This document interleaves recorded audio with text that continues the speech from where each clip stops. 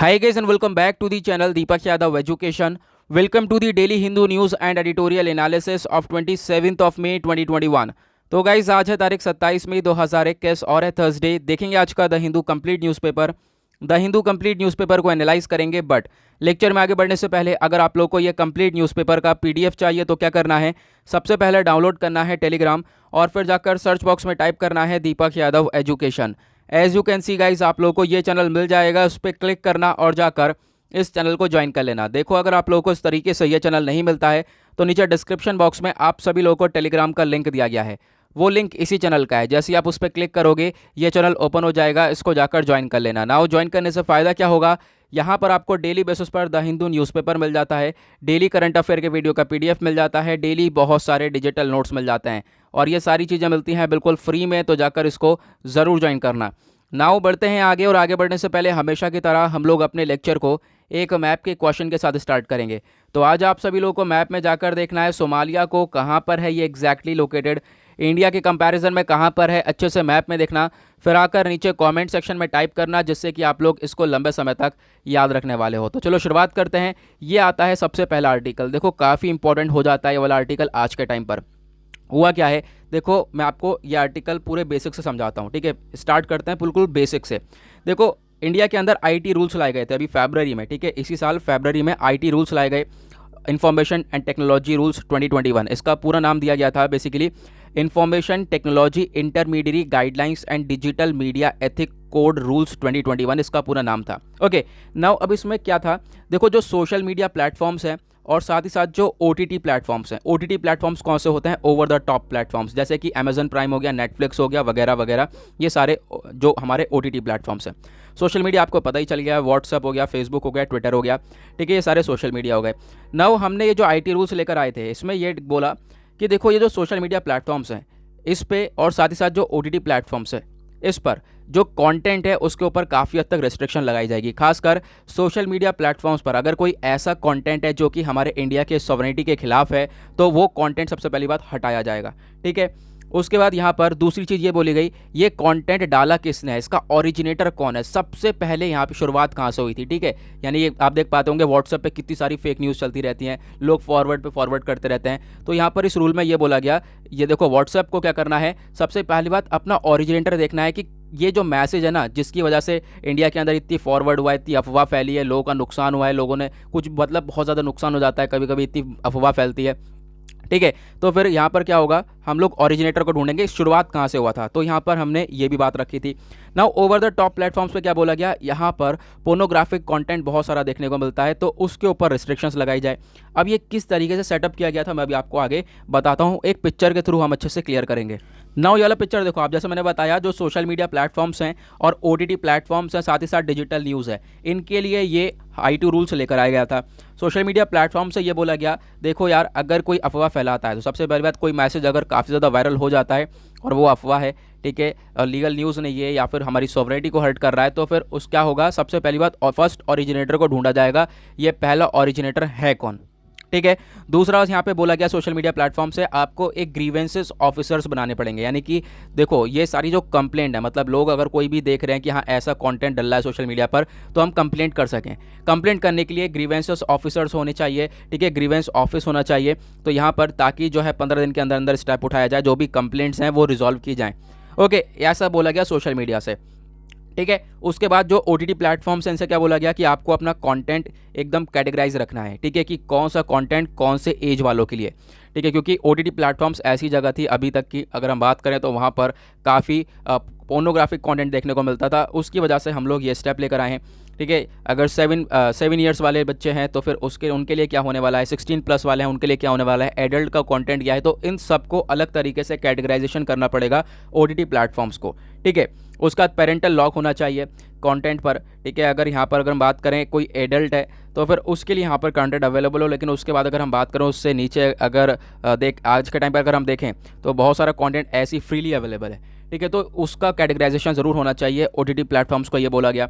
उसके बाद digital news के लिए भी यहाँ पे काफ़ी सारी चीज़ें थी कि जैसे कि आपको सेल्फ रेगुलेटरी बॉडीज़ लेकर आनी है, ठीक है, अपने आप को अच्छी तरीके से मैनेज करने के लिए। नाउ सबसे इंपॉर्टेंट यही था हमारा, जो सोशल मीडिया और ओटीटी प्लेटफॉर्म्स हैं, इसको लेकर सबसे बातचीत हुई है सबसे ज़्यादा। नाउ अभी न्यूज़ में क्या है, न्यूज़ में है सोशल मीडिया। अब यहाँ पे हुआ क्या, देखो ये हम फरवरी में ये रूल्स लेकर आ चुके थे, लेकिन अभी तक किसी भी सोशल मीडिया कंपनी ने इन रूल्स को फॉलो नहीं किया था। तो इंडिया ने हाल ही में अभी बोला था कि देखो अगर ये रूल्स फॉलो नहीं होंगे तो हम इन कंपनीज़ को एक तरीके से इंडिया में यूज़ नहीं करने देंगे। मतलब फेसबुक यूज़ नहीं करेंगे इंडिया में, फेसबुक बंद हो जाएगा, इन सब कंपनीज़ को हम बंद कर देंगे इंडिया के अंदर, ऐसा यहाँ पे बोला गया था। कल आप देख पाओगे कितना ज़्यादा कल परसों से कितना ज़्यादा मतलब ये न्यूज़ फैला हुआ है, हर जगह पर इसी को कवर किया जा रहा है। ना हुआ क्या, ये सब चीज़ें जब चल रही थी, फेसबुक ने तो अपना स्टेटमेंट दे दिया कि चलो हम लोग फॉलो कर लेंगे आईटी रूल्स, लेकिन कुछ कंडीशंस होंगी, वो हम सरकार से बातचीत करेंगे। लेकिन उसके बाद जो व्हाट्सएप है, व्हाट्सएप ने क्या करा, व्हाट्सएप चला गया दिल्ली हाई कोर्ट। ठीक है, व्हाट्सएप दिल्ली हाई कोर्ट भाग गया है यहाँ पर इन आईटी रूल्स को चैलेंज करने के लिए। ठीक है, ये थी कंडीशन। अगर मैं आपको डायरेक्ट बता देता आईटी रूल्स को चैलेंज करने के लिए, तो आप रिलेट नहीं कर पाते बेसिक से। ओके, नाउ इन्हीं रूल्स को यहाँ पे चैलेंज करने के लिए गया है, क्योंकि अब यहाँ पर इंडिया जो है काफ़ी फोर्सफुल हो गया है, फोर्स कर रहा है कि यहाँ पे ये जो लॉ हैं इनको अप्लाई करना ही पड़ेगा इन कंपनीज़ के ऊपर। नाउ व्हाट्सएप ने जाकर क्या बोला दिल्ली हाईकोर्ट में, बोला कि देखो यार ये वॉयलेशन ऑफ राइट्स हैं।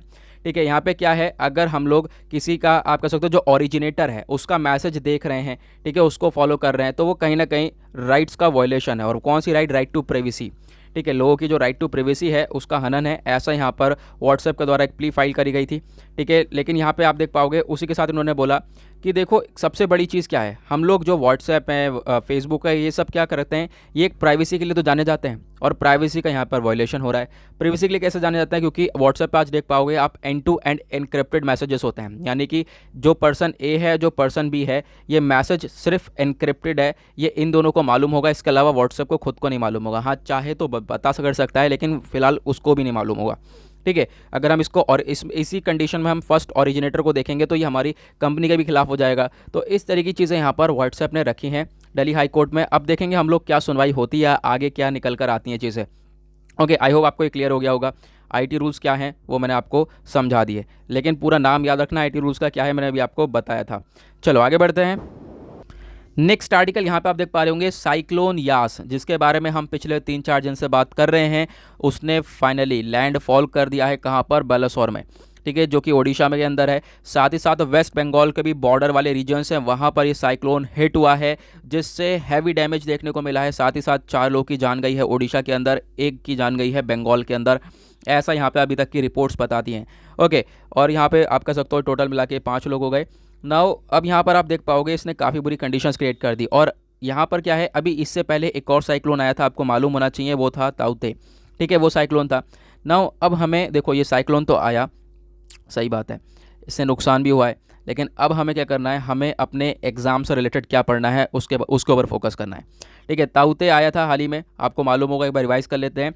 तो ताउते साइक्लोन जो है, इसको नाम कौन सी कंट्री ने दिया था, इसको नाम दिया गया था म्यांमार के द्वारा। ओके, ठीक है, याद रखना, म्यांमार ने इसको नाम दिया था, और ताउते का मतलब था गेको, गेको मतलब एक लिजर्ड।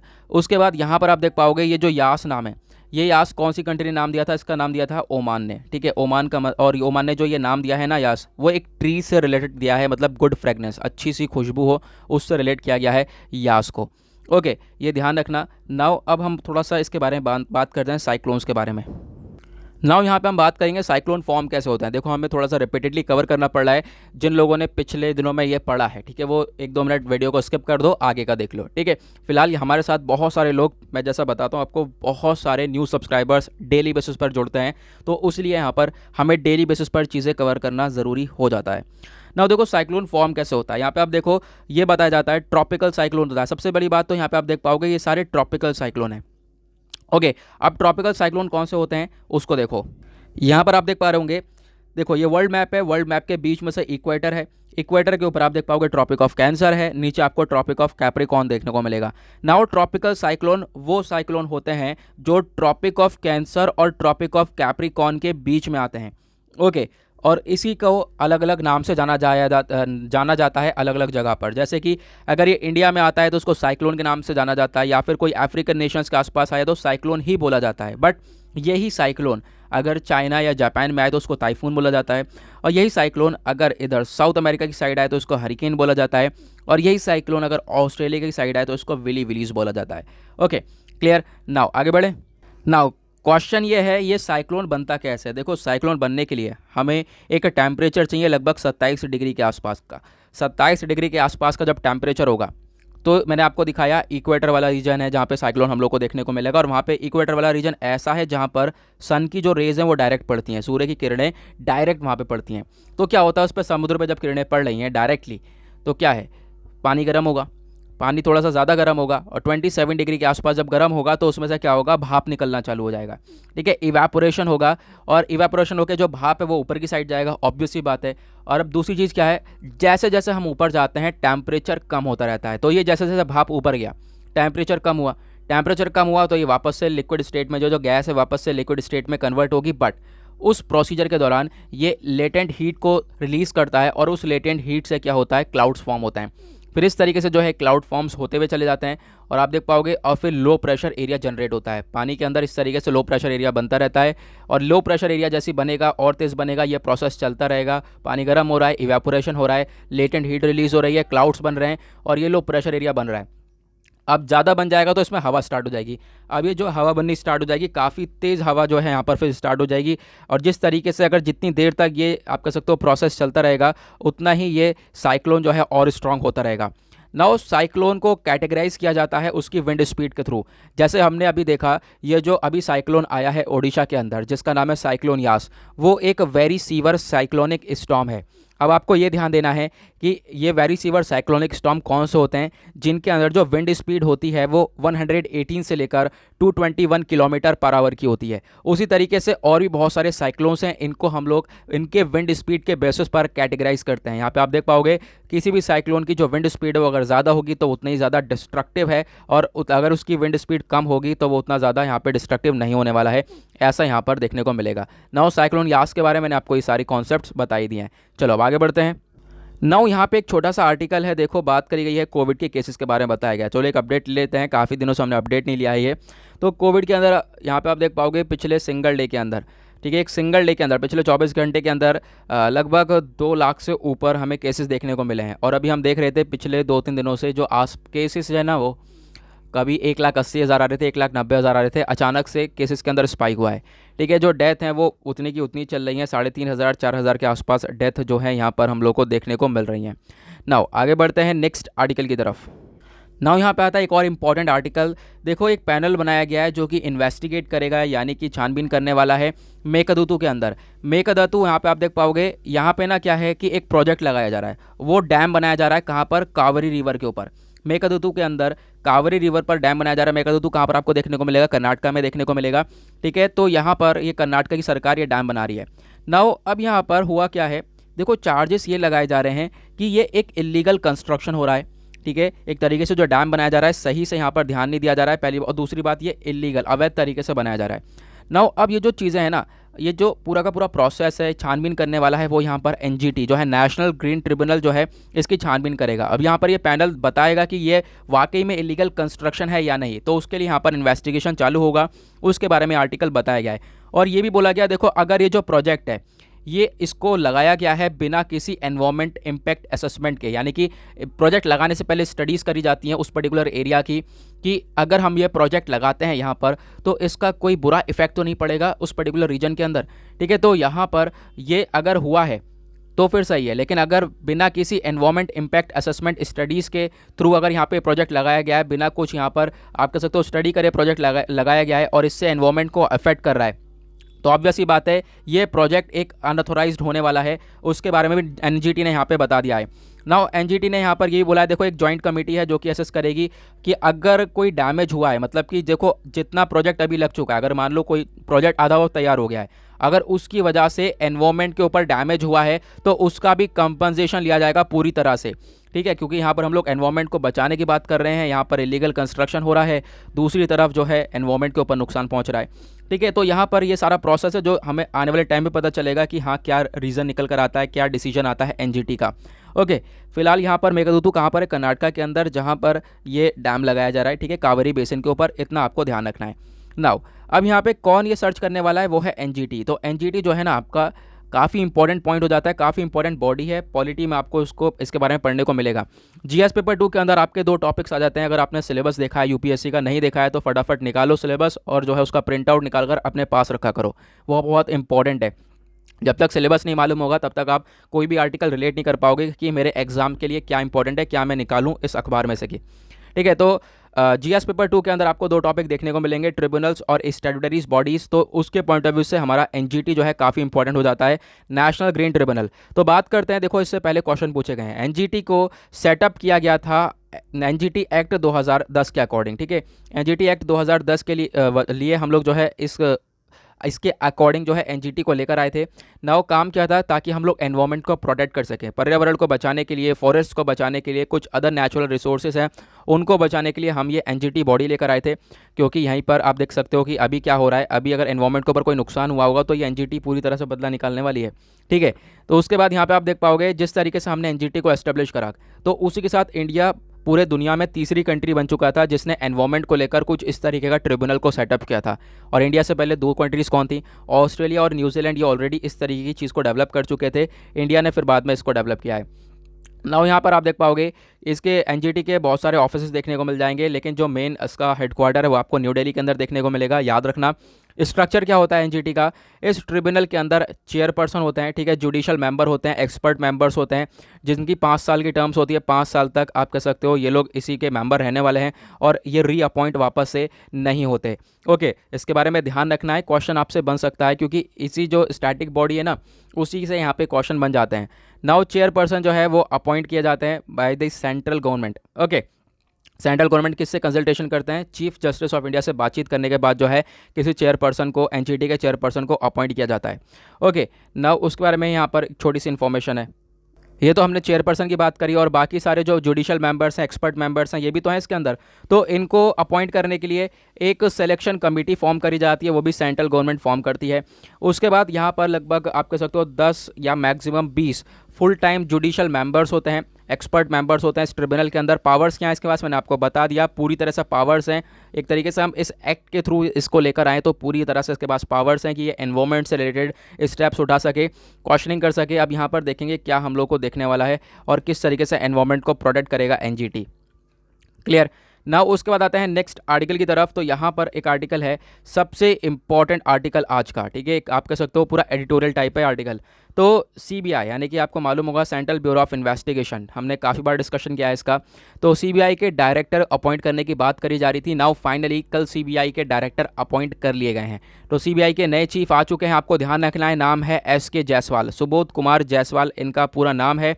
यहाँ पे आप देख पाओगे ये आईपीएस ऑफिसर रह चुके हैं 1985 के बैच के, ठीक है। अब यहाँ पर फिलहाल ये डायरेक्टर आ चुके हैं, सीबीआई के नए डायरेक्टर। आपके वनडे एग्जाम के पॉइंट ऑफ व्यू से इंपॉर्टेंट है, लेकिन यूपीएससी इस तरीके के क्वेश्चन डायरेक्टली नहीं पूछता। अब यूपीएससी क्या पूछेगा, यूपीएससी इसको पॉलिटी से आपसे रिलेट कर सकता है। पॉलिटी के अंदर आप जाओगे तो सीबीआई का पूरा चैप्टर मिलेगा, वहाँ पर आपको पता चलेगा सीबीआई क्या है, इसका मेन काम क्या है, सीबीआई के डायरेक्टर को कैसे अपॉइंट किया जाता है, ठीक है। तो यहाँ पे चलो मैं आपको बताता हूँ, हम या जो है अपर लेवल का थोड़ा सा देखेंगे। अब सीबीआई डायरेक्टर को कैसे अपॉइंट किया जाता है, यहाँ पे हम लोग बात करने वाले हैं। ये आर्टिकल आपका जीएस पेपर 2 के पॉइंट ऑफ व्यू से इंपॉर्टेंट है। जीएस पेपर 2 में अगेन जो है काफ़ी सारे टॉपिक्स देखने को मिलेंगे, जजमेंट्स एंड केसेस वाला, गवर्नमेंट पॉलिसीज एंड इंटरवेंशंस तरीके के यहाँ पे टॉपिक्स देखने को मिल जाएंगे। न्यूज़ में क्यों है, सबसे पहली बात ये टॉपिक मैंने आपको बता दिया क्योंकि एसके जायसवाल एक नए डायरेक्टर बन चुके हैं सीबीआई के। नाउ जो ये डायरेक्टर हैं सीबीआई के, इनको अपॉइंट किया जाता है, याद रखना सबसे पहली चीज़, section 4A of Delhi special police establishment act of 1946, इस एक्ट के थ्रू जो है डायरेक्टर ऑफ सीबीआई को अपॉइंट किया जाता है, ठीक है। ये आपको ध्यान रखना है। उसके बाद कुछ की पॉइंट्स है। अब सेंट्रल ब्यूरो ऑफ इन्वेस्टिगेशन के बारे में पढ़ते हैं। सबसे पहली बात, जो सीबीआई है उसको सेटअप किया गया था 1963 में, किसके द्वारा, मिनिस्ट्री ऑफ होम अफेयर्स के द्वारा। अब यहाँ पे सीबीआई कौन सी मिनिस्ट्री के अंडर में आता है, बहुत इंपॉर्टेंट है, सीबीआई आता है ministry of personnel public grievances and pensions के अंडर में यहाँ पर देखने को मिलता है। सीबीआई का जो एस्टेब्लिशमेंट है वो एक तरीके से रिकमेंडेड था, मतलब किसी ने रिकमेंड किया था कि हाँ यार हम लोग को सीबीआई तरीके की सीबीआई वाली बॉडी चाहिए, और वो रिकमेंड किया गया था एक, आप देख सकते हो, सांथनम कमेटी ने, ठीक है। यहाँ पर इन कमेटी ने बोला कि देखो आज के टाइम पर करप्शन ज़्यादा बढ़ रहा है, तो फिर क्या है, एक सीबीआई बॉडी को बनाना चाहिए, यानी कि सेंट्रल ब्यूरो ऑफ इन्वेस्टिगेशन तरीके की एक बॉडी को लेकर आना चाहिए जो कि करप्शन वाले केसेस को हैंडल करेगी। 1962-64 की बात है ये। उसके बाद जो सीबीआई है ये एक स्टैट्यूटरी बॉडी नहीं है, ये आपको ध्यान रखना है। डायरेक्टली आपको बेवकूफ़ बनाने के लिए ये क्वेश्चन पूछा जा सकता है। स्टैट्यूटरी बॉडी नहीं है ये, ओके। और यहाँ पे जो इसके पास पावर्स आती हैं वो Delhi special police establishment act 1946 के अकॉर्डिंग आती हैं, ठीक है। तो पावर्स जो है यहाँ से आती हैं, इसके बारे में ध्यान रखना है। सीबीआई जो है एक मेन इन्वेस्टिगेटिंग एजेंसी है सेंट्रल गवर्नमेंट की। अभी यहाँ अगर हम बात करें गवर्नमेंट के अंदर, सरकार के अंदर बहुत सारा करप्शन वगैरह देखने को मिलता है, ठीक है। तो उन सब को हैंडल करने के लिए या फिर ब्राइबरी यानी घूस वगैरह देखने को मिल जाता है, तो उन सब को इन्वेस्टिगेट करने के लिए हम ये बॉडी लेकर आ चुके हैं। साथ ही साथ ये एक असिस्टेंस प्रोवाइड करवाती है, जो सेंट्रल विजिलेंस कमीशन है, लोकपाल है, इनको भी यहाँ पर ये असिस्टेंस देता है, ओके। एक नोडल एजेंसी मैंने आपको बता दिया जो कि इन्वेस्टिगेशन करती है। सीबीआई के हेड जो है, आप कह सकते हो सीबीआई किसके द्वारा हेड करी जाती है, वो उनका एक डायरेक्टर होता है। जैसे कि अभी एक नए डायरेक्टर चुनकर आए हैं, वो कौन है, एस के जायसवाल, ठीक है। अब ये पूरे के पूरे सीबीआई बॉडी को हेड करने वाले हैं। नाउ सीबीआई के पास ज्यूरिसडिक्शन है। क्या ज्यूरिसडिक्शन है इनके पास कि ये इन्वेस्टिगेट कर सकते हैं, क्या किन के ऊपर छानबीन कर सकते हैं, कोई ऑफेंसेस हैं जो कि 69 सेंट्रल लॉज हैं, यानी कि जो सेंट्रल लॉज है हमारे पास केंद्र सरकार से जो भी रिलेटेड कानून है, लगभग 69 कानून तक जो है ये आप कह सकते हो 69 लॉज के अकॉर्डिंग जो है ये इन्वेस्टिगेट कर सकते हैं, छानबीन कर सकते हैं। उसी के साथ 18 स्टेट एक्ट्स हैं उसके अकॉर्डिंग, और 231 ऑफेंसेस हैं आईपीसी एक्ट के अंदर, इंडियन प्रोसीजर कोड के अंदर, इंडियन पिनल कोड के अंदर, ठीक है। तो वहाँ पर भी आपको ये सारे ऑफेंसेस जो भी सजाएं हैं उनके खिलाफ ये इन्वेस्टिगेशन कर सकते हैं। मतलब पावर्स काफ़ी बढ़ चुकी हैं। अब सीबीआई के जो डायरेक्टर हैं उनका अपॉइंटमेंट कैसा होता है मैंने आपको बता दिया। ये जो सीबीआई के डायरेक्टर हैं इनको अपॉइंट किया जाता है किसके through, Delhi special police establishment act के थ्रू यहाँ पर इनको अपॉइंट किया जाता है, ओके। अब यहाँ पर देखो अपॉइंटमेंट के लिए एक कमेटी बनाई जाती है, कमेटी के द्वारा यहाँ पे अपॉइंट किया जाता है। जैसे कि सेंट्रल गवर्नमेंट है, सेंट्रल गवर्नमेंट ने डायरेक्टर को अपॉइंट करना है, ठीक है, सीबीआई के डायरेक्टर को अपॉइंट करना है, तो कैसे करेगा, वो रिकमेंडेशन पर करेगा। 3 मेंबर की पहले तो कमेटी बनाई जाएगी, और वो उसमें से कौन कौन से मेंबर होंगे, प्राइम मिनिस्टर होंगे हमारे एज अ चेयरपर्सन उस कमेटी के। उसके बाद एक आप कह सकते हो जो लोकसभा के अंदर अपोजिशन है उसका लीडर होगा, साथ ही साथ जो हमारे चीफ जस्टिस ऑफ इंडिया हैं वो होंगे। तो इन तीनों के थ्रू यहाँ पर ये जो है आप कह सकते हो जो हेड हैं, सीबीआई के डायरेक्टर हैं, इनको अपॉइंट किया जाता है। नाउ ये जो आप कह सकते हो कि ये अभी मैंने आपको बताया जो ओपोजिशन वाली पार्टी है ना, एक तरीके से फिर उसको बाद में हमने यहाँ पर बोल दिया कि चलो यहाँ पे कोई वैसा एक चेंज करा गया था 2014 में, वो क्या है, अभी मैंने आपको बताया इस कमेटी के अंदर एक अपोजिशन लीडर भी होना चाहिए। तो यहाँ पे बोला चलो जब जो बदलाव हुआ है वो क्या हुआ कि चलो कोई बात नहीं, नई ज़रूरत है लीडर की, लेकिन क्या होना चाहिए, एक leader single largest opposition party का जो लोकसभा में उसका एक लीडर होना चाहिए, ठीक है। उसका लीडर इस कमेटी का मेंबर होना चाहिए, ओके। बेसिकली फिर ये चेंज करके ये कर दिया गया था, और यहाँ पर ज़्यादा कुछ नहीं है। और ये मैंने आपको बता ही दिया है कि जो रूलिंग्स वगैरह क्या है, आप कह सकते हो कि रूलिंग्स क्या है डायरेक्टर के लिए। सबसे बड़ी बात, वो पर्सन उस पर्सन को अपनी जॉब से रिटायर होने में, जैसे कि अभी यहाँ पर इनका एग्जाम्पल लें एस के जायसवाल साहब का, ये आईपीएस ऑफिसर हैं, लेकिन अभी रिटायर होने में इनके 6 महीने हैं, ठीक है। रिटायर होने में अगर इनके 6 महीने हैं, किसी पर्सन के 6 महीने से ज़्यादा है रिटायरमेंट में, तो ही वो सीबीआई डायरेक्टर बन सकता है। अगर 6 महीने से कम है तो फिर वहाँ पर ये इस तरीके से हम लोग अपॉइंटमेंट नहीं कर सकते, ऐसा यहाँ पर बताया गया है, ओके। आई होप आपको क्लियर हो गया। बहुत इंपॉर्टेंट आर्टिकल है, आपको ध्यान रखना है। उसके बाद नेक्स्ट आर्टिकल आता है यहाँ पर ये वाला, नेशनल कंपनी लॉ ट्रिब्यूनल ने ऑर्डर दिया है कि ये जो देवस आप कह सकते हो देवस मल्टीमीडिया लिमिटेड प्राइवेट लिमिटेड ये कंपनी है, इसको लिक्विडेशन कर दिया, एक तरीके से इसको डिसॉल्व करने का ऑर्डर दिया है, भाई डिसॉल्व कर दो। अब ये देखो हमारे लिए इतना इंपॉर्टेंट है नहीं, लेकिन यहाँ पे क्या है मैं आपको बता देता हूँ। एक कंपनी जो है स्टार्ट हुई थी दिसंबर 17 2004 में, उसके बाद जो है एक एग्रीमेंट किया गया अंतरिक्ष ने, तो यहाँ पर इन लोगों के बीच में एग्रीमेंट चलता रहा, लेकिन फिर अंतरिक्ष ने टर्मिनेट कर दिया एग्रीमेंट, ठीक है। फिर यहाँ पर आप कह सकते हो ये 2 पर्सन के बीच में चीज़ें चलती रहीं, फिर आगे जो है इसको कोर्ट में जो है अपील करी गई। तो ये जो केस है वो आप कह सकते हो एनसीएलटी के अंदर आया, यानी कि नेशनल कंपनी लॉ ट्रिब्यूनल के अंडर में आया, ठीक है। तो नेशनल कंपनी लॉ ट्रिब्यूनल ने क्या कर दिया है, अभी जो ये लिमिटेड कंपनी है देवस लिमिटेड कंपनी, इसको आप कह सकते हो डिसॉल्व कर दिया है एक तरीके से। तो उसके बारे में बताया गया है डिसॉल्व क्यों करा है, क्योंकि यहाँ पर बोला जा रहा है एक कंपनी खुद एक फ्रॉडलेंट मोटिव है, इसका एक तरीके धोखा देने का मोटिव है, ऐसा यहाँ पर ट्रिब्यूनल ने बोला है, ठीक है। अब ये जो कंपनी से रिलेटेड जो भी केसेस होते हैं, अभी हमने हाल ही में भी डिस्कस किया था, जो अभी इंसॉल्वेंसी और बैंक्रप्सी वाला कोड वाला एक मुद्दा आया था, तो वो सब कहाँ पे जाते हैं, कंपनी से रिलेटेड केसेस वो जाते हैं एनसीएलटी के अंदर। तो आपको ध्यान रखना है नेशनल कंपनी लॉ ट्रिब्यूनल के अंदर ये केसेस जाते हैं। नाउ ये एनसीएलटी क्या है, नाउ ये पिक्चर देखो देखो एनसीएलटी के बारे में याद रखना, बहुत इंपॉर्टेंट टॉपिक है ये। नेशनल कंपनी लॉ ट्रिब्यूनल, ये क्या होता है? ये जुरिस्डिक्शन लेता है किसके लिए? जो इंसॉल्वेंसी और बैंक्रप्सी के केसेस होते हैं। इंसॉल्वेंसी का मतलब क्या होता है? मतलब कोई पर्सन है वो दिवालिया हो गया, मतलब कि उसने कंपनी खोलने के लिए लोन लिया था, अब वो कंपनी तो खोल ली थी, कंपनी चली नहीं, पिट गई, उसके पास कोई पैसा नहीं है वापस से वो लोन चुकाने के लिए, क्या हो गया? वो दिवालिया हो गया। उसी तरीके से बैंक्रप्सी का प्रोसीजर आता है, लेकिन बैंक्रप्सी में क्या होता है? पूरे अच्छे से जो कोर्ट वगैरह है वो उस बंदे को बैंकरप्ट डिक्लेयर कर देता है, उसकी नीलामी वगैरह करने के बाद जो भी उसके पास है उसको बैंकरप्ट डिक्लेयर कर दिया जाता है, उसके पास अब कुछ देने को है नहीं। ठीक है, उस तरीके के केसेस कहाँ पे जाते हैं? वो जाते हैं एनसीएलटी के अंदर। आपको ध्यान रखना है, एनसीएलटी एक्सेप्ट करता है, एनालाइज करता है एविडेंसेस, ये क्रेडिटर्स कौन है, डेटर्स कौन है। ऑब्वियसली बात है, क्रेडिटर और डेटर का ही काम है यहाँ पर, किसी ने उधार दिया है, किसी ने उधार लिया है। ठीक है, फिर उसके बाद ही यहाँ पर आप कह सकते हो ये सारी चीज़ें स्टार्ट होती हैं, उसके बाद ही दिवालिया होगा कोई। तो उसके ये जो कॉन्सेप्ट है पूरा का पूरा ये एनालाइज करता है एनसीएलटी, और सारे फैक्ट्स एंड एविडेंस भी कलेक्ट कौन करता है? वो एनसीएलटी करता है। ओके, तो इसके बारे में आपको ध्यान रखना है। ओके, नाउ आगे बढ़ते हैं नेक्स्ट आर्टिकल की तरफ। नाउ यहाँ पे आप देख पा रहे होंगे फार्मर्स का प्रोटेस्ट वापस से जारी है, काफ़ी ज़्यादा तगड़ा चल रहा है आज के टाइम पर। 6 महीने लगातार हो चुके हैं, आप देख पाओगे प्रोटेस्ट करते करते। ठीक है, और ज़्यादा ही हो चुके हैं। देखो क्वेश्चन मेरा यहाँ पर ये है, ये जो फार्मर्स ये हैं, ये 3 जो फार्म लॉज लेकर आए थे हम लोग, उसके रिगार्डिंग प्रोटेस्ट कर रहे हैं। क्या मैंने मैंने तो बहुत बार ये फार्म लॉज पढ़ा है, बहुत बार। ठीक है, बहुत सारे नोट्स भी मैंने आप लोगों को दे रखे हैं, लेकिन क्वेश्चन ये है, ये जो फार्म लॉज आए थे, इन तीनों फार्म लॉज के नाम क्या थे? ज़रा रिवाइज करो, नीचे कमेंट सेक्शन में लिखना, क्या याद है आप लोगों को?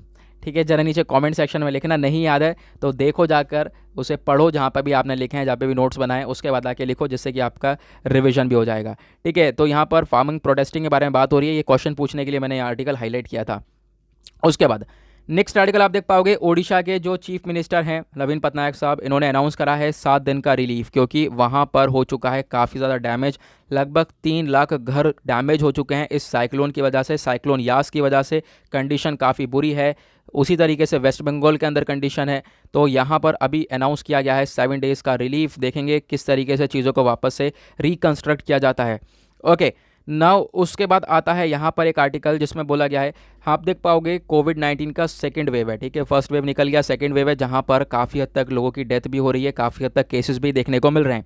और इसी सेकेंड वेव के दौरान हमारे प्राइम मिनिस्टर मोदी ने अपने 7 साल पूरे कर लिए हैं एज अ प्राइम मिनिस्टर। उनको 7 साल हो चुके हैं हमारे कंट्री के प्राइम मिनिस्टर बने हुए, तो उसके बारे में बताया गया है। देखो अब यहाँ पर अगर हम इसको रिलेट करें, ये बोला जा रहा है, देखो बहुत सारे लोग हैं जो कि आप कह सकते हो तारीफ़ करते हैं। हमने बहुत सारे एडिटोरियल देखे हैं। देखो अगर कोई ओपोजिशन लीडर वाला एडिटोरियल लिखता है, ऑब्वियसली बात है वो सरकार के अगेंस्ट में, प्राइम मिनिस्टर के अगेंस्ट में ही लिखता है। ठीक है, और जो आप कह सकते हो कि बाकी सारे एडिटोरियल देखने को मिलते हैं, बहुत सारे ऑथर जो हैं काफ़ी हद तक फेवर में लिखते हैं।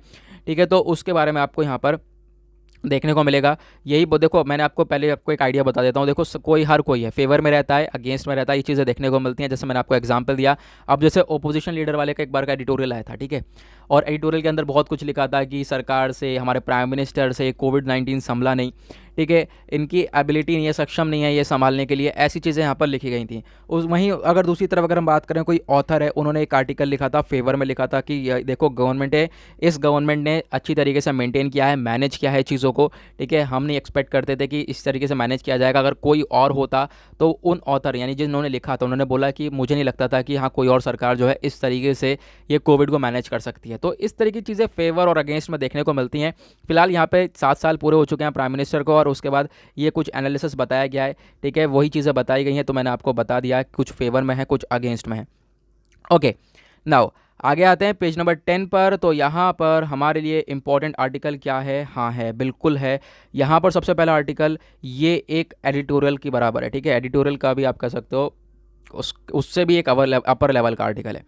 यहाँ पे क्या बात करी गई? हमारे प्राइम मिनिस्टर ने ट्रिब्यूट पे किया, एक तरीके से श्रद्धांजलि दी है जो भी हमारे फ्रंट लाइन वर्कर्स हैं जिनकी जान गई है इस कोविड-19 के अंदर। ठीक है, तो उनको यहाँ पर ये श्रद्धांजलि दी गई है। तो कोविड-19 की पैंडमिक की वजह से बहुत सारे लोग की जान गई है। नाउ इसी में क्या हुआ है, कल हम लोगों ने वेसक ग्लोबल सेलिब्रेशन किया था। ठीक है, बुद्ध पूर्णिमा थी कल। ठीक है, बुद्ध पूर्णिमा को सेलिब्रेट किया गया।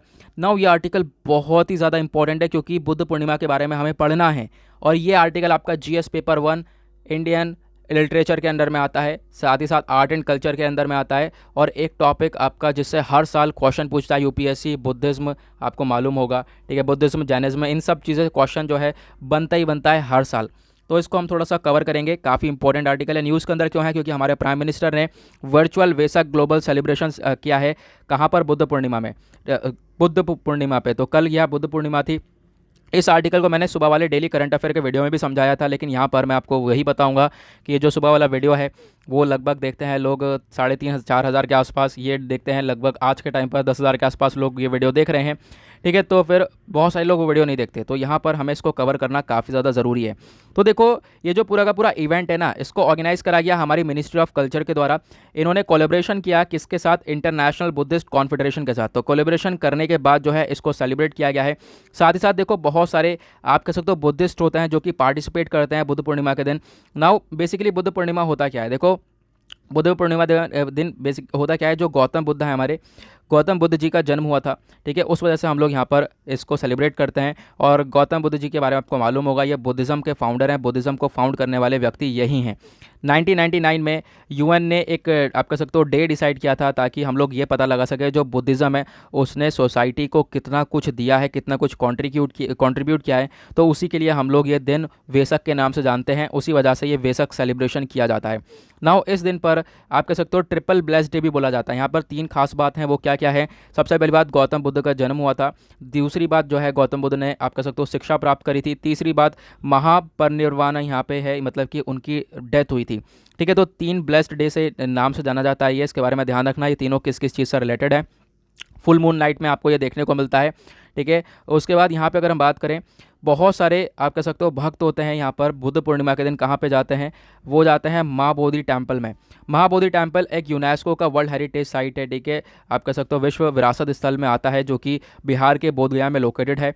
नाउ उसके बाद यहाँ पे क्या है, आप देख पाओगे, जो बोधि टेम्पल है ये ऐसी लोकेशन है जहाँ पर लॉर्ड बुद्धा अपनी जो है टीचिंग्स जो आप कह सकते हो ज्ञान वगैरह वो प्राप्त करते थे ना। उसके बाद अगर हम बात करें गौतम बुद्ध जी के बारे में, तो ये इनका जो नाम है स्टार्ट में वो सिद्धार्थ गौतम था। ठीक है, और 563 बीसी में इनका जन्म हुआ लुम्बिनी के अंदर, जो कि नेपाल में है। उसके बाद जो है इन्होंने अपनी जो है शिक्षा वगैरह प्राप्त करी एक पीपल के पेड़ के नीचे। कहाँ पर? बिहार के बोधगया में। ओके, फिर उसके बाद बुद्धा साहब ने यहाँ पर आप कह सकते हो कि इन्होंने गौतम बुद्ध जी ने अपनी टीचिंग्स दी थी। पहली टीचिंग दी कहाँ पर? सारनाथ विलेज में। ठीक है, अब सारनाथ विलेज जो कि वाराणसी के पास है। नाउ ये जो इवेंट है, जब इन्होंने अपनी टीचिंग्स वगैरह सब में फैलाई, तो फिर ये जो इवेंट है इसको बोला जाता है धर्म चक्र परिवर्तना। इसके बारे में ध्यान रखना, पहले यूपीएससी इस पर क्वेश्चन पूछ चुका है। ओके, फिर उसके बाद यहाँ पर बात करेगी इनकी डेथ की, तो इनकी डेथ हुई थी लगभग 80 साल में ये हो चुके थे, और 483 बीसी का ये टाइम था। ओके, नाउ यहाँ पे जो लॉर्ड विष्णु जी हैं उनके 10 अवतार माने जाते हैं, उनके 8वें अवतार ये बुद्ध जी माने जाते हैं। ठीक है, उसके बाद बुद्धिज़्म स्टार्ट हुआ था। इसके बारे में अगर हम बात करें, क्योंकि बुद्धिज़्म फाउंड किसने किया था? वो गौतम बुद्ध जी ने किया था। बुद्धिज़्म स्टार्ट हुआ था 2600 साल पहले, उसके बारे में बताया गया है। एसेंस क्या है? देखो, वही है कि जो शिक्षा प्राप्त करना और उसको फैलाना। उसके बाद बुद्धिज़्म में सबसे इंपॉर्टेंट चीज़ ये है, ये लोग किसी सुप्रीम गॉड को नहीं मानते हैं, कि मतलब कोई देवता नहीं है, कोई सुप्रीम गॉड नहीं है। अब बुद्धिज़्म के अंदर बहुत सारे स्कूल्स देखने को मिलते हैं, जैसे कि महायान हो गया। बे यार कहाँ गया? देखो, हाँ, महायान हो गया। देखो यहाँ पे बहुत इंपॉर्टेंट पॉइंट है ये वाला। इसके अंदर बहुत सारे स्कूल, जैसे महायान, हिनायान, थेरावाड़ा, वज्रायन, ठीक है, जैन, ये सब स्कूल देखने को मिलते हैं। नाउ बुद्धिज़्म का कितना बड़ा कंट्रीब्यूशन है हमारे इंडियन कल्चर में, उसके बारे में बात करेंगे। तो भारतीय संस्कृति में बहुत ज़्यादा कंट्रीब्यूट किया है। जैसे कि अहिंसा का जो कॉन्सेप्ट है ये बुद्धिज़्म के थ्रू आया था। उसके बाद ये जो आर्ट एंड आर्किटेक्चर है इंडिया के अंदर, ये जो कितना ज़्यादा पॉपुलर है, वो भी उसमें भी कहीं ना कहीं बुद्धिज़्म ने कंट्रीब्यूट किया है। जैसे कि आपको देखने को मिलेगा सांची में जो स्तूपाज हैं, बहारुत है या फिर गया है, तो ये सब एक वंडरफुल पीस ऑफ आर्किटेक्चर है, जिसमें यहाँ पर जो बुद्धिज़्म ने इन्हीं आर्किटेक्चर्स के अंदर कंट्रीब्यूट किया था। साथ ही साथ बुद्धिज़्म के थ्रू यहाँ पे ये एजुकेशन वगैरह प्रमोट किया। इन्होंने काफ़ी ज़्यादा रेजिडेंशियल यूनिवर्सिटीज़ बनाई थी, जैसे कि यहाँ पे आप देख पाओगे कहाँ पर, तक्षशिला, नालंदा, विक्रमशिला। तो यहाँ के थ्रू एजुकेशन भी फैलाई है। साथ ही साथ जो लैंग्वेज पाली है, लोकल लैंग्वेजेस हैं, वो भी डेवलप करी है इन्होंने बुद्धिज़्म को टीच करते करते। ठीक है, उसके बाद आप कह सकते हो कि जो इंडियन कल्चर है वो भी काफ़ी हद तक फैलाया है इन्होंने, प्रमोट किया है बहुत सारे एशिया के पार्ट्स में। और अब देखो, बहुत सारी साइट्स हैं ना, बहुत सारे स्थल हैं जो कि बुद्धिज़्म से रिलेटेड हैं, और वो यूनेस्को के अंडर में आते हैं। तो आपको ये ध्यान रखना है कौन कौन सी साइट हैं, इससे भी क्वेश्चन बन सकता है। नाउ जो archaeological site of Nalanda Mahavira है, जो कि नालंदा के अंदर देखने को मिलेगा, ये यूनेस्को की साइट है। उसके बाद बुद्धिस्ट मॉन्यूमेंट हो गए जो सांची में है, महाबोधि टेम्पल हो गया जो कि बोधगया में है, अजंता केव हो गई जो औरंगाबाद में है, ये सब यूनेस्को की साइट है। ठीक है, इसके बारे में आपको ध्यान रखना है, एक इंपॉर्टेंस मिलता है। तो यहाँ पे जो छोटा सा पॉइंट था ये बहुत ही ज़्यादा इंपॉर्टेंट था, क्योंकि ये अब मुझे नहीं लगता ये वापस से आएगा, तो मुझे ज़रूरी था ये पढ़ाना। तो उसके बाद नेक्स्ट आर्टिकल बात करता है जो हमारे एक्सटर्नल अफेयर मिनिस्टर हैं एस जयशंकर साहब और जो यूएन के चीफ हैं, इन दोनों ने मिलकर डिस्कशन किया है कि किस तरीके से हम लोग वैक्सीन्स वगैरह को सप्लाई कर सकते हैं, उसकी जो आप कह सकते हो कि सप्लाई को रैंप अप कर सकते हैं, बढ़ा सकते हैं, उसके बारे में बातचीत करी गई है। मैंने आपको बताया था जो हमारे एक्सटर्नल अफेयर मिनिस्टर हैं एस जयशंकर साहब, ये गए हैं यूएसए, ठीक है, इन सब चीज़ों की मीटिंग करने के लिए। उसी के साथ यहाँ पर ये इसके ऊपर भी फोकस किया गया है। तो जो इंडिया और साउथ अफ्रीका ने मिलकर एक आप कह सकते हो डिमांड रखी थी इंटेलेक्चुअल प्रॉपर्टी जो है उसके ऊपर छूट देने की, तो उसके ऊपर भी यहाँ पर डिस्कशन किया गया है। उसके साथ साथ दोनों लीडर ने मिलकर और बात करी है, जैसे कि अफगानिस्तान के अंदर आज के टाइम पर काफ़ी प्रॉब्लम्स क्रिएट हो रही हैं, तो उसके बारे में बात करी गई है। उसी के साथ म्यांमार के अंदर मिलिट्री कू है, 1 फरवरी को आया था मिलिट्री कू, तो उसके बारे में बोला गया है। तो म्यांमार के अंदर 1 फरवरी को मिलिट्री को आया था, तब से ही वहाँ पर काफ़ी ज़्यादा प्रॉब्लम्स क्रिएट हो रही हैं और बहुत सारे लोग जो हैं आज के टाइम तक प्रोटेस्ट कर रहे हैं वहाँ पर। तो उसके बारे में भी डिस्कशन किया गया है कि किस तरीके से हम लोग जो है ये दोनों कंट्रीज़ मिलकर अफगानिस्तान के अंदर म्यांमार के अंदर चीज़ों को रिजॉल्व कर सकती हैं। ठीक है, उसी के साथ यहाँ पे जो इनका रिस्पांस है, अभी आप देख पाओगे जो डीआरसी है, हमने बात करी थी डेमोक्रेटिक रिपब्लिक ऑफ कॉन्गो की, हमने इसको मैप में भी देखा था अच्छे से, क्या हुआ था वहाँ पर एक वॉल्केनिक इरप्ट हुआ था।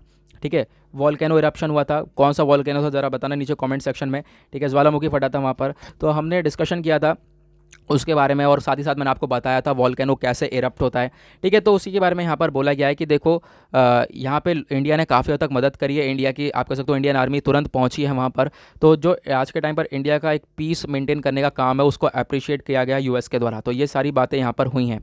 उसके बाद एक आर्टिकल है, ये कुछ ज़्यादा खास नहीं है, छोड़ देते हैं इसे, ठीक है, बेकार आर्टिकल है, यहाँ पर मैंने इसको हाईलाइट कर दिया, चलो छोड़ देते हैं ना। उसके बाद आते हैं नेक्स्ट आर्टिकल की तरफ, तो आते हैं पेज नंबर 13 के ऊपर, दैट इज़ वर्ल्ड सेक्शन, देखेंगे दुनियादारी में क्या चल रहा है। सबसे पहले यहाँ पे बात करी गई है यूएस पेडलिंग कॉन्स्पिरेसीज़ के बारे में। देखो यूएस जो है आज के टाइम पर कॉन्स्पिरेसीज़ क्रिएट कर रहा है, ऐसा यहाँ पर चाइना ने बोला है कि ये यूएस की साजिश है, जो कि जो ये कोविड-19 है वायरस है उसको बार बार चाइना से रिलेट कर देता है। देखो अभी यहाँ पर क्या हुआ था, हाल ही में ये पता चला कि चाइना के अंदर जो आप कह सकते हो वुहान इंस्टीट्यूट ऑफ वायरोलॉजी है, ठीक है, अब बोला ये जा रहा है वायरस यहीं से फैला है। तो अभी एक रिपोर्ट ये बताती है कि जैसे कि 2 लोग हैं वो नवंबर 2019 में वो बीमार पड़े थे। ठीक है, उसके बाद दिसंबर में हम लोग को ये कोविड के बारे में पता चला है, चाइना वालों को पता चल गया था, उन्होंने किसी को बताया नहीं, तो उसी के बारे में यहाँ पर बार बार मुद्दा उठाया जा रहा है यूएस के द्वारा। तो जो है चाइना बार बार यहाँ पर आप कह रहे हो कि चाइना ये कह रहा है कि यूएस जो है ये अपनी साजिश रच रहा है, बार बार यहाँ पर कोविड को आप कह सकते हो वुहान इंस्टीट्यूट ऑफ वायरोलॉजी से रिलेट किया कर दिया जाता है। हालांकि इन्वेस्टिगेशन करके आ चुका है वर्ल्ड हेल्थ ऑर्गेनाइजेशन, उनको वहाँ पर कुछ नहीं मिला। अब यहाँ पर जो है इन चीज़ों में डब्ल्यूएचओ भी शामिल हो जाता है। ठीक है, तो यहाँ पर ये चाइना का स्टेटमेंट है। उसके बाद नेक्स्ट आर्टिकल यहाँ पे आप देख पाओगे, कल मैंने इसके बारे में पूरी डिटेलिंग बताई थी, बेलारूस के अंदर क्या सिचुएशन चल रही है। तो ये बेलारूस के प्रेसिडेंट हैं एलेक्जेंडर लुकाशेंको, इन्होंने यहाँ पर एक तरीके से कि आप कह सकते हो प्लेन को हाईजैक किया, एक प्लेन जा रहा था ग्रीस से लिथुएनिया। ठीक है, तो वो उस प्लेन को रोक लिया गया। हाईजैक करने के बाद वहाँ से एक आप कह सकते हो जर्नलिस्ट को, जिसका नाम था रोमन प्रोटासविच, तो उस जर्नलिस्ट को अरेस्ट किया गया। तो उसी के बारे में बताया गया है। नाउ बेलारूस के प्रेसिडेंट ने एक स्टेटमेंट दिया है कल, वो क्या है, इन्होंने बोला जो भी इन्होंने काम किया है वो लॉफुली काम किया है ताकि अपने लोगों को प्रोटेक्ट कर सकें। ओके, ऐसा यहाँ पे बोला गया। नाउ उसके बाद आता है नेक्स्ट आर्टिकल, ये हो जाता है काफ़ी इंपॉर्टेंट। यहाँ पे आप देख पाओगे चाइना के एक पर्सन है जिनका नाम है तंग गुकोय, इन्होंने यहाँ पर ये बोला कि आज के टाइम पे जो क्वाड है ना वो चाइना को टारगेट कर रहा है हर तरीके से कह सकते हो सही बात भी है, लेकिन जो है क्वाड जो है इनके द्वारा ये कहना है, चाइना की हरकत भी तो ऐसी है। ठीक है, चाइना की हरकतों की वजह से जो है क्वाड इनके अगेंस्ट वर्क कर रहा है। नाउ क्वाड है क्या बेसिकली, इसके बारे में जान लेते हैं, ये हमारे लिए बहुत इंपॉर्टेंट है। जीएस पेपर 2 में आपको देखने को मिलेगा global groupings, international relations, bilateral groupings, इस तरीके का यहाँ पे एक टॉपिक है जो कि हमारे लिए इंपॉर्टेंट हो जाता है। क्वाड की फुल फॉर्म है क्वाड्रिलेटरल सिक्योरिटी डायलॉग। ये एक इनफॉर्मल स्ट्रेटेजिक डायलॉग है एक तरीके से आप कह सकते हो। इसके अंदर 4 कंट्रीज़ हैं। ठीक है, 4 कंट्रीज़ कौन कौन सी हैं, इंडिया है, ऑस्ट्रेलिया है, यूएसए है और जापान है। ठीक है, ये 4 कंट्रीज़ का ग्रुप है बेसिकली ये। और ये जो क्वाड का आइडिया है ना, ये पहली बार लाया गया था जापान के प्राइम मिनिस्टर के द्वारा, शिंजो एबे के द्वारा। ठीक है, जो पहले प्राइम मिनिस्टर थे जापान के 2007 के आसपास के। ठीक है, अभी पहले भी मतलब हाल ही में ही जो है ये हटे हैं अपनी इलनेस की वजह से, बीमारी की वजह से। तब उसके बाद जो है योशिहिदे सुगा ये दूसरे प्राइम मिनिस्टर बने हैं कहाँ के, जापान के। फिर ठीक है, ये जो फिलहाल कॉन्सेप्ट है ये जापान के प्राइम मिनिस्टर शिंजो एबे के द्वारा लाया गया था। उसके बाद धीरे धीरे इसको एक्सेप्ट किया गया। ठीक है, शिंजो एबे ने, पहली तो देखो इसके ऊपर इतना ध्यान नहीं दिया गया, तो 2012 में शिंजो एबे ने वापस से इस कॉन्सेप्ट को लेकर आए। उन्होंने बोला कि यार करना चाहिए हम लोग को, ऑस्ट्रेलिया, इंडिया, जापान, यूएस से मिलकर काम करने चाहिए। ठीक है, ताकि हम लोग चाइना को टैकल कर सकें। लाया ही बेसिकली इसीलिए गया था कि चाइना को टैकल किया जा सके, क्योंकि चाइना जो है इंडो पैसिफिक वाले रीजन में अपना काफ़ी ज़्यादा एग्रेसिवनेस दिखाता है, तो उसको कंट्रोल करने के लिए हम लोगों ने यहाँ पर यह ग्रुप बनाया कि चारों कंट्रीज़ मिलकर काम करने वाली हैं। तो उसी को देखते हुए यहाँ पर ये चाइना के लीडर हैं जो ये बोल रहे हैं कि जो क्वाड ग्रुपिंग है आज के टाइम पर चाइना को टारगेट करती रहती है। उसके बाद एक आर्टिकल ये है जो कि हमारे एग्जाम के पॉइंट ऑफ व्यू से, वनडे एग्जाम के पॉइंट ऑफ व्यू से इंपॉर्टेंट हो सकता है। लॉस एंजल्स के मेयर हैं और आप कह सकते हो कि वो अगले यूएस एम्बेसडर हो सकते हैं टुवर्ड्स इंडिया, ऐसा यहाँ पे एक रिपोर्ट बताती है। नाउ उन मेयर का नाम क्या है, यहाँ पे आप देख सकते हो, उनका नाम है एरिक गारसिटी। तो ये पर्सन है जो कि आप कह सकते हो ये यूएस एम्बेसडर बन सकते हैं टुवर्ड्स इंडिया। ठीक है, उसके बाद यहाँ पर यूएस और इंडिया के कुछ रिलेशंस के बारे में बात करी गई है। अगर इन दोनों कंट्रीज़ के हम लोग ट्रेड, डिफेंस, कोविड-19 को लेकर रिस्पॉन्स की बात करें, तो दोनों ही कंट्रीज़ के जो रिलेशंस हैं वो काफ़ी हद तक ग्रो होते हुए नजर आए हैं। उसके बाद दोनों कंट्रीज़ ने मिलकर काफ़ी कुछ किया, जैसे कि चाइना के एग्रेशंस को कंट्रोल करने के लिए दोनों कंट्रीज़ मिलकर काम करती हैं। ठीक है, उसी के साथ यहाँ पर एक चीज़ और बताई गई, जो ये नेक्स्ट यूएस एम्बेसडर होने वाले हैं टुवर्ड्स इंडिया। ठीक है, ये भी बहुत सारी आप कह सकते हो क्वाड को लेकर बातचीत होगी। अगेन यहाँ पे देखो क्वाड के बारे में डिस्कशन किया गया है कि दोनों कंट्रीज़ जो हैं आज के टाइम पर, यूएस और इंडिया की अगर हम बात करें तो इनके रिलेशंस काफ़ी अच्छे हो चुके हैं, अगर हम बात करें पिछले कुछ सालों से तो। ठीक है, उसके बाद आते हैं पेज नंबर 14 के ऊपर, दैट इज बिजनेस सेक्शन। देखेंगे इकोनॉमी से रिलेटेड कौन सा आर्टिकल है। सबसे पहला आर्टिकल यहाँ पे आप देख पाओगे, बोला यह जा रहा है जो जीएसटी लगाई गई है आज के टाइम पर कोविड-19 रिलीफ इंपोर्ट्स के ऊपर। ठीक है, उसको चैलेंज किया गया एक तरीके से। देखो कोविड-19 से रिलेटेड आप हम बहुत सारे इक्विपमेंट्स खरीद रहे हैं। ठीक है, जैसे कि ऑक्सीजन कंसनट्रेटर, ये बहुत सारे इक्विपमेंट जो है हम विदेशों से ले रहे हैं, इंपोर्ट कर रहे हैं, तो उस पर जीएसटी लगाई जा रही है। तो ये बोला जा रहा है सरकार से कि आपको यहाँ पर इसके ऊपर जीएसटी नहीं लगानी चाहिए, क्योंकि हमारे पास फंडामेंटल राइट है, राइट टू लाइफ का। मतलब इस समय तो यहाँ पे कुछ कर लो, इस समय तो जीएसटी हटा दो, ठीक है, थोड़े टाइम के लिए, ऐसा यहाँ पे बोला गया है। आपको मालूम होगा हाई कोर्ट की एक बेंच बैठाई गई थी और अभी पिछले सप्ताह, और जीएसटी को लेकर ये बात करी गई थी। हाई कोर्ट ने बोला था जो आपने जीएसटी लगा रखी है, देखो पहले तो ज़्यादा लगनी थी जीएसटी, इसको कम करके 12% सरकार ने लगा रखी है। अगर आप कुछ इंपोर्ट करते हो, क्या इंपोर्ट करते हो, कोविड-19 से रिलेटेड इक्विपमेंट जैसे कि ऑक्सीजन कंसनट्रेटर या ये सारी चीज़ें। ठीक है, नाउ तो उसी को लेकर यहाँ पर बोला गया कि देखो जीएसटी जो आपने 12% लगा रखी है, हाईकोर्ट ने बोला ये अनकॉन्स्टिट्यूशनल है, असंवैधानिक है, और साथ ही साथ जो लोगों के पास राइट टू लाइफ है उसका कहीं ना कहीं वॉल्यूशन होता हुआ हम लोग को नज़र आता है, तो ये जीएसटी नहीं लगनी चाहिए। उसके बाद यहाँ पर बात करी गई है नेक्स्ट आर्टिकल की, जो बैंक का एनपीए है वो हम लोग को कम होता हुआ नज़र आ रहा है। नाउ कॉन्सेप्ट क्या है, कम होता हुआ नज़र आएगा, ऐसा एक आप कह सकते हो केयरिंग, ये एक आप कह सकते हो कि रेटिंग एजेंसी है, तो इसके द्वारा बताया गया है। एनपीए क्या है, नॉन परफॉर्मिंग एसेट हैं। ठीक है, नॉन परफॉर्मिंग एसेट समझाने के लिए मैंने ये हाईलाइट किया है। देखो होता क्या है, बैंक जो है ना, बैंक के अंदर कभी कभी हम लोग को एनपीए क्राइसिस देखने को मिल जाता है। वो क्या होता है, मान लो बैंक है, बैंक चलती कैसे है, बैंक बड़े बड़े इंडस्ट्रीज़ को लोन देती है, वहाँ से हाई अमाउंट ऑफ इंटरेस्ट लेती है, फिर ठीक है, तो और फिर उसके बाद आपको यहाँ पर आपका पैसा रखती है, आप पैसा जमा करते हो बैंक में, वो पैसा कहाँ पे बैंक रखती है अपने पास, हमेशा थोड़ा रखी रहती है, वो बड़े बड़े इंडस्ट्रियलिस्ट को वो लोन दे देती है हाई इंटरेस्ट में, फिर वो वहाँ से वो पैसा आता है, फिर उसका आप कह सकते हो 10% इंटरेस्ट यहाँ से ले रही है इंडस्ट्रियलिस्ट से, आपको 2% इंटरेस्ट दिया जा रहा है, बीच का जो 8% है इंटरेस्ट है वो यहाँ पर बैंक रख लेती है। ओके, तो ये कॉन्सेप्ट होता है पूरा का पूरा। नाउ अब होता क्या है, देखो बैंक ने यहाँ पर आपसे पैसा लिया, ये इंडस्ट्रियलिस्ट को दे दिया, इंडस्ट्रियलिस्ट ने एक इंडस्ट्री लगाई थी और वो इंडस्ट्री डूब गई। ठीक है, वो उसके पास पैसा नहीं वापस से बैंक को देने के लिए, तो उसको हम लोग बोलते हैं नॉन परफॉर्मिंग एसेट। यहाँ पर ये क्राइसिस भी काफ़ी हद तक देखने को मिलते हैं, लेकिन इंडिया के अंदर काफ़ी ज़्यादा हैं, आपको देखने को मिलेगा। हाल ही का केस है येस बैंक वाला। ठीक है, तो उसी को देखते हुए बोला गया है हो सकता है आने वाले टाइम पे ये जो केस एनपीए के केसेस है वो कम होते हुए नजर आए। नाउ ये आते होते हैं हमारे आर्टिकल्स ख़त्म। वीडियो ऑलरेडी काफ़ी लंबा हो चुका है और इसी के साथ वीडियो को एंड करेंगे। जो एडिटोरियल सेक्शन है उसको हम लोग कल डिस्कस करेंगे। ओके, देखो ये जो एडिटोरियल है इसको हम कल डिस्कस करेंगे। इसमें कुछ इंपॉर्टेंट है भी नहीं, कोशिश करना पढ़ने की, वैसे कुछ इंपॉर्टेंट नहीं। यहाँ पर आप देख पाओगे पहला पेपर बिल्कुल बेकार है। यहाँ पर ये वाला आर्टिकल आपको देखने को मिलेगा, इसके बारे में आपको कल ऑलरेडी बता चुका हूँ। इसको मैं कल फिर से एक आंसर राइटिंग फॉर्म में बता दूंगा। लक्षद्वीप के अंदर क्या चल रहा है, लक्षद्वीप के अंदर लोग प्रोटेस्ट कर रहे हैं क्योंकि वहाँ पर डेवलपमेंट हो रहा है। साथ ही साथ जो उनके लीडर हैं वो एक बीजेपी लीडर हैं। लोग कह रहे हैं कि देखो यूनियन टेरिटरी के अंदर एडमिनिस्ट्रेटर होता है, ठीक है, तो एडमिनिस्ट्रेटर किसकी जगह होना चाहिए, आप कह सकते हो एडमिनिस्ट्रेटर की जगह आईएएस आईपीएस ऑफिसर को लेनी चाहिए। तो आपने बीजेपी लीडर बैठा रखा है, तो लोग प्रोटेस्ट कर रहे हैं वहाँ पर। ठीक है, उसके बाद यहाँ पे दूसरा आर्टिकल हम ये वाला डिस्कस करने वाले हैं कल। बाकी यहाँ पे और ज़्यादा कुछ है नहीं। ठीक है, और बाकी जनरल से आर्टिकल है, एमजीएनआरजी के बारे में बात करी गई है। हंगर को लेकर, ये सारे जनरल से आर्टिकल हैं, ठीक है। नाउ ये 2 आर्टिकल हम कल डिस्कस करने वाले हैं। आई होप आप समझ रहे होंगे। वीडियो ऑलरेडी बहुत लंबा हो चुका है, अभी मुझे 10-15 मिनट इसको लगेंगे समझाने में, तो मैं नहीं चाहता ये वीडियो पूरा का पूरा 1 घंटे तक खिंच जाए। ओके, तो करते हैं ख़त्म, कल डेफिनेटली डिस्कस करने वाले हैं। मिलते हैं आप लोगों से नेक्स्ट वीडियो में। आज के लिए bye bye, have a nice day.